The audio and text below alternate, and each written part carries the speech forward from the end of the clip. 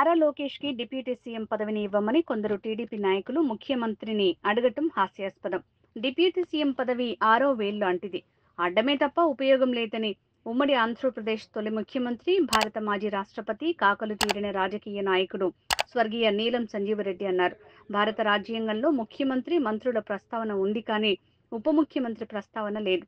రాజ్యాంగంలో 164వ అధికరణ క్లాజ్ 1 ప్రకారం గవర్నర్ ముఖ్యమంత్రిని నియమిస్తారు. ముఖ్యమంత్రి సలహా మేరకు మంత్రుల్ని గవర్నర్ నియమిస్తారు. అంతే తప్ప ఉప ముఖ్యమంత్రిని నియమించరు. ఈ పదవికి ప్రోటోకాల్ ఉండదు. అదనపు అధికారాలు, హక్కులు, బాధ్యతలు ఉండవు. ప్రమాణ స్వీకారం కూడా ఉండదు. పవన్ కళ్యాణ్ కూడా మంత్రిగా ప్రమాణ స్వీకారం చేశారు. ఉప ముఖ్యమంత్రిగా ప్రమాణ స్వీకారం చేయలేదు. అటువంటి ఆరో వేలు లాంటి ప్రోటోకాల్ లేనటువంటి, రాజ్యాంగ ప్రతిపత్తి లేనటువంటి డిప్యూటీ సీఎం పదవిని లోకేష్కి ఇవ్వాలని కోరటం అనవసరం. లోకేష్ మీద ప్రేమ ఉంటే, ఆయన పరిపాలనా సామర్థ్యం మీద అంత నమ్మకం ఉంటే టీడీపీ నాయకులు లోకేష్కి ముఖ్యమంత్రి పదవి ఇవ్వమని అడగాలి. మంత్రి నారా లోకేష్ గారికి ఉప ముఖ్యమంత్రి పదవి, డిప్యూటీ సీఎం పదవి ఇవ్వాలని కొందరు టీడీపీ నాయకులు ముఖ్యమంత్రి చంద్రబాబు నాయుడు గారిని కోరడం ఇది చాలా హాస్యాస్పదంగా ఉంది. ఎందుకంటే డిప్యూటీ సీఎం పోస్ట్ అనేది ఇది 6వ వేలుతో సమానం. ఇది అడ్డు తప్ప దీనివలన ఉపయోగం లేదు, ప్రయోజనం లేదు. ఈ మాటలు అనింది నేను కాదు. ఉమ్మడి ఆంధ్రప్రదేశ్ తొలి ముఖ్యమంత్రి, మాజీ భారత రాష్ట్రపతి, కాకలు తీరిన రాజకీయ నాయకుడు అయినటువంటి స్వర్గీయ నీలం సంజీవరెడ్డి గారు అన్న మాటలు ఇవి. భారత రాజ్యాంగంలో కూడా ఎక్కడ డిప్యూటీ చీఫ్ మినిస్టరు, ఉప ముఖ్యమంత్రి పదవి అనే ప్రస్తావనే లేదు. ముఖ్యమంత్రి గురించి ప్రస్తావన ఉంది, మంత్రుల గురించి ప్రస్తావన ఉంది, అంతే తప్ప ఉప ముఖ్యమంత్రి గురించి, డిప్యూటీ చీఫ్ మినిస్టర్ గురించి ప్రస్తావనే లేదు. భారత రాజ్యాంగంలో ఆర్టికల్ 164 క్లాజ్ 1 ప్రకారంగా గవర్నరు ముఖ్యమంత్రిని నియమిస్తాడు. ముఖ్యమంత్రి సలహా మేరకు గవర్నరు మంత్రులను నియమిస్తాడు. అంతే తప్ప డిప్యూటీ సీఎం అనేది ఉండదు. ఈవెన్ ప్రమాణ స్వీకార సమయంలో కూడా మంత్రిగానే ప్రమాణ స్వీకారం చేస్తారు. మంత్రులు మంత్రులుగా, ముఖ్యమంత్రి ముఖ్యమంత్రిగా. ఈవెన్ పవన్ కళ్యాణ్ గారు కూడా మంత్రిగా ప్రమాణ స్వీకారం చేశారే తప్ప డిప్యూటీ సీఎంగా ప్రమాణ స్వీకారం చేయలేదు. దీనికి ప్రోటోకాల్ కూడా లేదు. అదనపు అధికారాలు, హక్కులు, బాధ్యతలు ఏమీ ఉండవు. ఆ కన్సర్న్ మంత్రికి సంబంధించి ఆ మంత్రి శాఖల మీద ఉంటుంది అంతే. కాబట్టి అటువంటి 6వ వేలు లాంటి ప్రోటోకాల్ లేని, అదనపు అధికారాలు లేని, రాజ్యాంగ ప్రతిపత్తి లేనటువంటి ఆ డిప్యూటీ సీఎం పదవిని నారా లోకేష్ ఇవ్వమని అడగడం అనేది ఇది హాస్యాస్పదంగా ఉంది.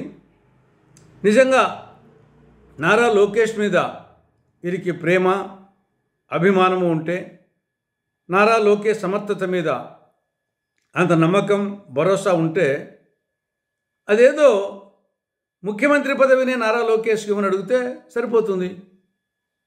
చంద్రబాబు నాయుడు గారు పార్టీ అధ్యక్షుడిగా ఉంటూ నారా లోకేష్ను ముఖ్యమంత్రి పదవిని చేయండి అని చెప్తే అడిగితే సరిపోతుంది.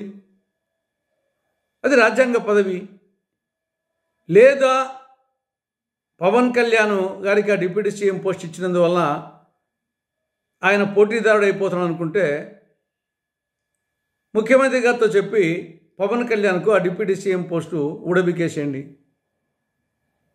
అంతే తప్ప రాజ్యాంగంలో లేనటువంటి 6వ వేలుతో సమానమైనటువంటి ఆ ఉప ముఖ్యమంత్రి పదవిని నారా లోకేష్కు ఇవ్వమని అడగడం అనేది అనవసరం. ఇక రెండవ అంశం ఏనుగుల బీభత్సం.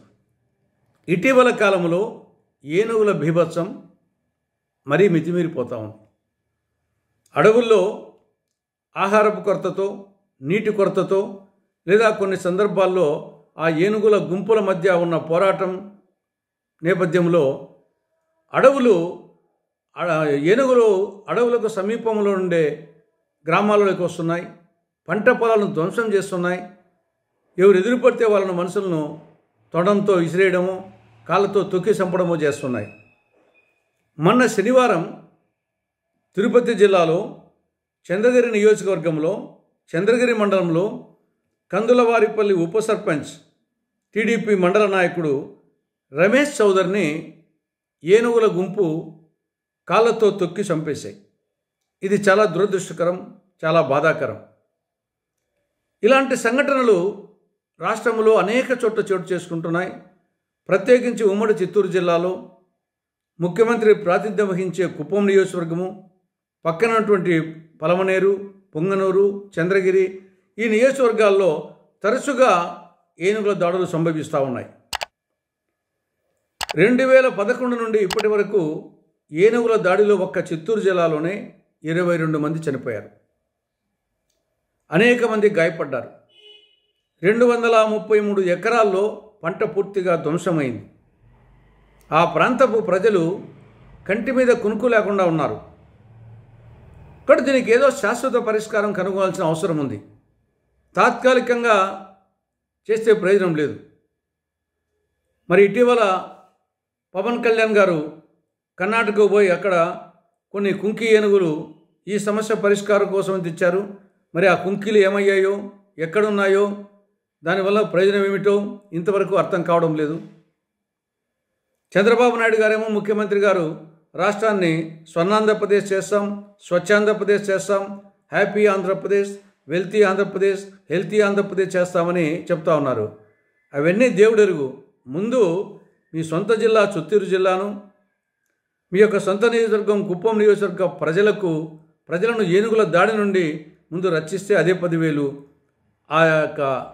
ఆ కోణంలో నిర్దిష్టమైన శాశ్వతమైన చర్యలు చేపట్టాలని కాంగ్రెస్ పార్టీ రాష్ట్ర ప్రభుత్వానికి, ముఖ్యమంత్రి గారికి సూచిస్తోంది.